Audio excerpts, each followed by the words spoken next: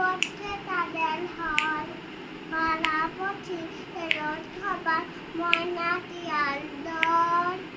বদল থেকে সবাই মিলে ধরতে তাদের ফল ছেলেমেয়েরা হাল্লা তোলে চড়েন নতুন ঘাস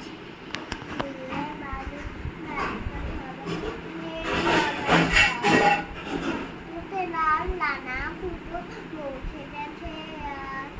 বিয়ে বাড়ি ব্যস্ত সবাই নানান তার বিড়ালি বরের মাঠে পথে ছিলেন খানে